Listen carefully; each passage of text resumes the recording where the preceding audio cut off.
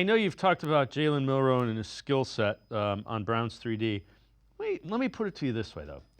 If at 26 or at 24 or even 33, if Shedeur Sanders and Jalen Milroe are both there and both available, and the Browns have the pick or acquire the pick, how do you see the Browns going? I think they like both of them, but how do you see them going? I got to be honest. I think the longer this process has gone, it certainly hasn't helped Shedeur Sanders. And I think it's probably helped, the Jackson Darts of the world, the Jalen Milroes of the world, because I think certainly for Dart, for Milroe, and look, it's not guaranteed, of course, but you think what they could be would be better than maybe what Shedeur Sanders is now. And if you're not taking this top five, and if you were, and you were a team and maybe you ended up top five because you had a weird fluky injury that led to a really bad season, but you're actually a really good team and it just didn't go well, you see where that pick may have worked, which is why I always told you I thought Sanders in the 20s probably made more sense.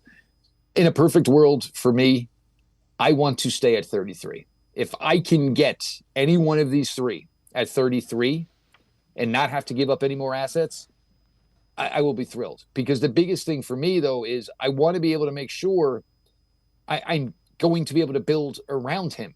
And yes, it's most likely going to be a bunch of skill players this year. There is a real solid chance that the offensive line in 2026 is a complete rebuild from left tackle all the way across to right tackle. So you've got to be conscious about, trading up, and maybe the cost wouldn't be that exorbitant. But, I think for Cleveland, the key here is these 5 selections in the top 104.